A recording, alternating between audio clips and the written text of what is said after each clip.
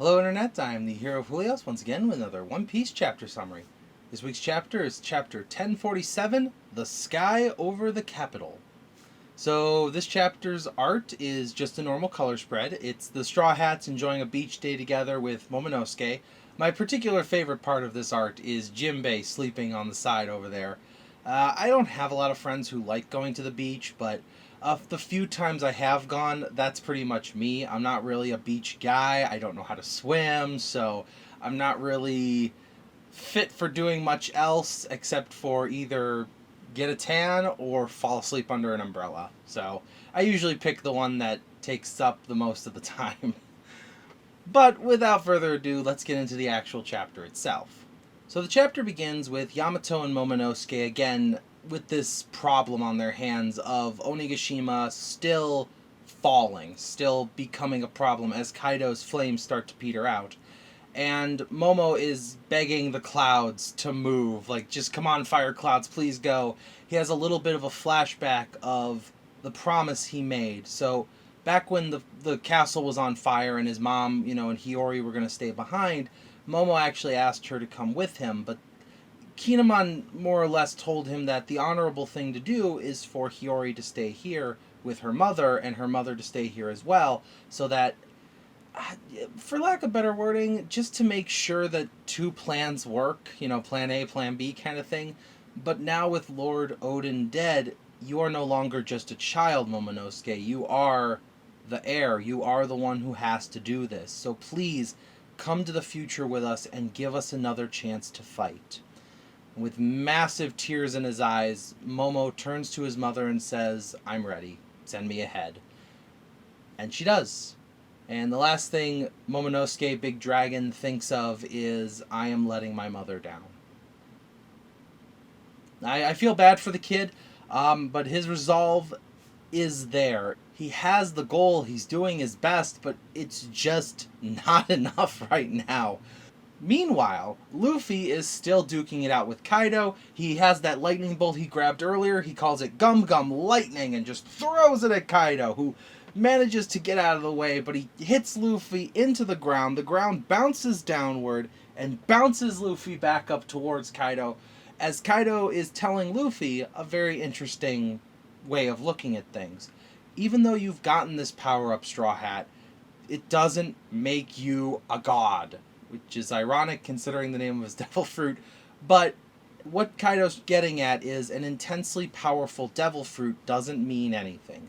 Haki, your willpower, is what makes you the most powerful on the ocean.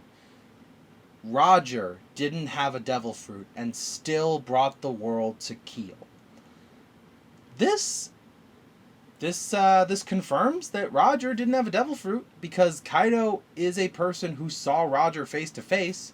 So anyone who still had the theory that Roger ate the Gum Gum fruit, you can lay it to rest now, because Kaido himself said Roger didn't eat one. So unless Kaido is absolutely wrong, Roger is like Shanks, super strong and doesn't need a fruit. He is one of the great pirates who can swim. Probably like one of 8 out there. I mean, what do we got right now? We got Shanks. We got Mihawk. We don't know if Ben Beckman has one. My guess is Lucky Roo does have one, because Lucky Roo is the fastest man in the world, therefore probably has some kind of like speed fruit or something, or maybe a time dilation fruit. Yasop, pretty much Shanks' crew. Shanks' crew can swim, and that's what makes them so powerful, maybe. Maybe that's why Shanks' crew is considered one of the 4 emperors, is he's just the only one that can just dive underwater, and the other emperors can't go get him. But I am getting very much off subject. As their fight continues on, Kaido hits Luffy with an even more powerful version of Thunder Bagara, and Luffy goes hurling into the clouds, with his hand coming down and grabbing Kaido. And Kaido, tells him, hey, if you're gonna keep grabbing me, that means you've given away your position. I bet cutting attacks still work on you. So he turns back into his dragon form and uses his cutting wind technique. And yes, Kaido's right. We see Luffy getting slashed by the cutting winds that he can throw. So Luffy, while being made of rubber and being the sun god, you know, the Nika fruit, Luffy can still take damage from slashing and piercing damage for D&D terms. Despite all this, Luffy does not let go. And that's what we see of the fight before we cut down to the fire festival still going on.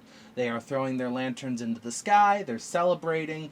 We even get one person ironically saying, hey, my wish is to live to see next year, which, considering everything going on above, is, well, it's a good wish. We'll see where it goes. Despite all that, I am gaining more faith in my theory, actually, that the Fire Festival lanterns are going to reveal the giant Onigashima head coming towards them.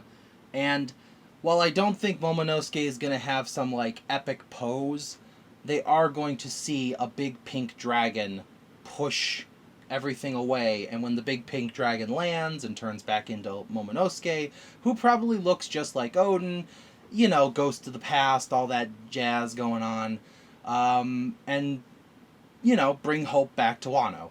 That's, you know, what's going to happen. Speaking of bringing hope back to Wano, or hope in general, enough fire has damaged Orochi to the point where the sea prism needle in him has fallen out.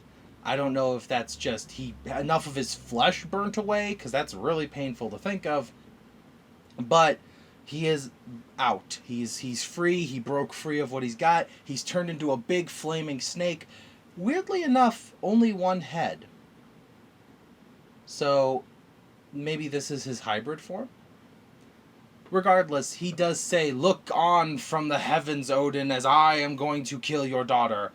Unfortunately for him, a ton of water is going through Onigashima right now. We even see water hitting Usopp as he's running away from the fire. Speaking of all the fire, we do cut to the samurai briefly with Hirogoro, and he tells them, hey, you know, if Luffy wins, Onigashima's gonna crash.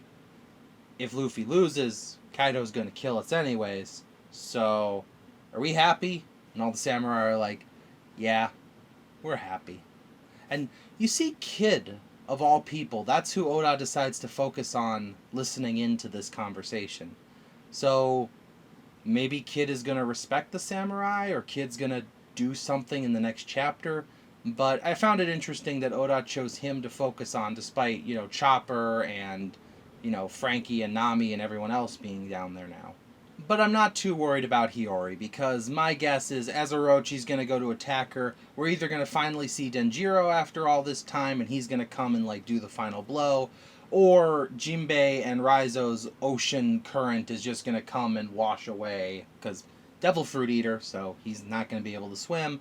I'm going to assume Hiyori can swim, so I'm not actually totally worried about her at all. Finally, though, we get to the most interesting part of this chapter, the big highlight at the end.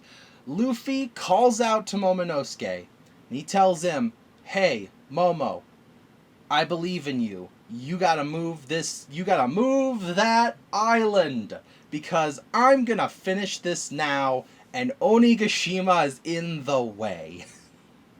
And that's when we see a fist larger than Kaido himself crashing towards him like a meteor, with Onigashima being a meteor. So it's like a meteor on top of a meteor.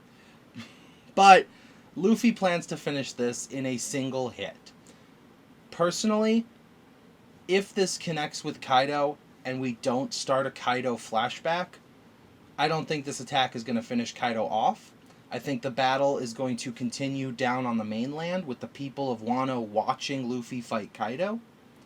If the punch connects with Kaido and Kaido starts reminiscing, then I think this is the attack that will finish the story. Momonosuke will move the island either way, but it's either the fight's going to end here in the sky with the big giant Luffy fist of death, or the fight's going to end on the ground with the people of Wano watching. Either way, we won't know for a couple weeks because, well, we won't know for a couple weeks. We're on break. So probably next week I'm going to do maybe some predictions about those Dawn cards for the One Piece card game that's coming out, because that's something I've been thinking about a lot. Aside from that, though, not really much else to say. Thank you for watching as always, and I will see you in the next video. This is the Hero of Julios, Xing out.